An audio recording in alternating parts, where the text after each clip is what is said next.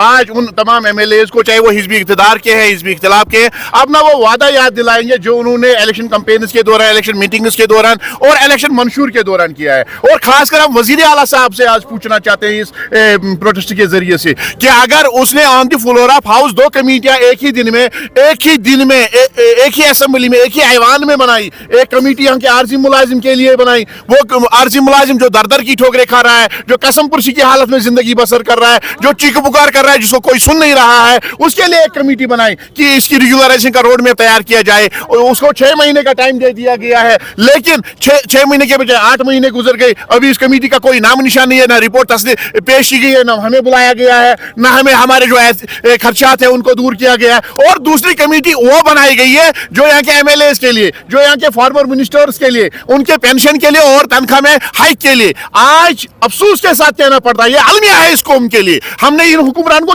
کس لیے بنایا تھا؟ اپنی سہولیت کے لیے, اپنی آسائش کے لیے, ہماری مشکلات کو آسانیوں میں بدلنے کے لیے, کیا اپنی تنخواہ کو بڑھانے کے لیے. ہم ان کے تنخواہ کے خلاف نہیں ہے, لیکن ہمارا مطالبہ ہے اگر آپ اپنے تنخواہ کو 1,60,000 سے 3,01,000 کر رہے ہو تو عارضی ملازم نے کون سا گناہ کیا ہے؟ یہ آج کے دور میں بھی 311 روپے پہ, کوئی ابھی بھی 2500 روپے پہ, کوئی ابھی بھی 2000 روپے پہ ماہانہ کام کرے گا. اس کے ساتھ زیادتی ہے, ظلم ہے, ناانصافی ہے. اور اس ناانصافی کو دور کرنے کے لیے آج ہم یہاں پہ جمع ہوئے ہیں. وزیر اعلیٰ صاحب کو اپنا وعدہ یاد دلائیں گے, اور حزب اقتدار اور حزب اختلاف کے تمام MLA سے ہماری گزارش ہوگی کہ وہ اپنی اخلاقی اور منصبی ذمہ داری پوری کر کے وزیر اعلیٰ صاحب سے جواب لے کہ آخرکار کس جرم کی ہمیں سزا دی جا رہی ہے. آپ کو معلوم ہوگا 2022 میں جو ایک کمیٹی بنائی گئی منیمم ویج کو ریوائز کرنے کے لیے, وہ پارلیمنٹ آف انڈیا کا پاس کردہ قانون ہے, اس نے 6 مہینے ہمیں دوڑایا. 6 مہینے دوڑانے کے بعد 11 روپے کا اضافہ کیا. اور دوسری کمیٹی جو MLAs کے لیے بنائی گئی ہے, وہاں پہ تنخواہ میں بڑھوتری 11 روپے نہیں, 11,000 روپے نہیں,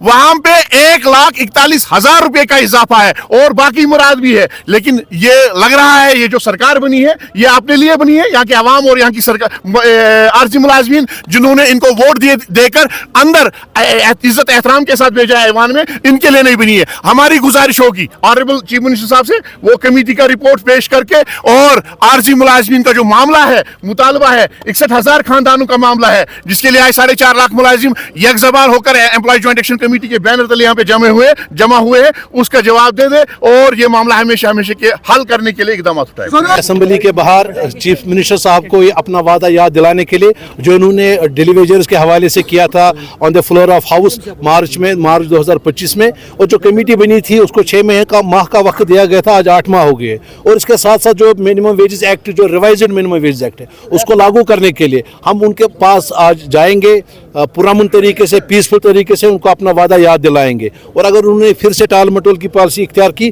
تو امپلائی جوائنٹ ایکشن کمیٹی اگلا لاہی عمل بنائے گی, اور وہ سب کے سامنے ہوگا. 4.5 لاکھ لیکن ول پاور کی کمی ہے, لیکن ہمیں امید ہے انشاءاللہ تعالی عمر صاحب اپنے وعدے کو پورا کریں گے.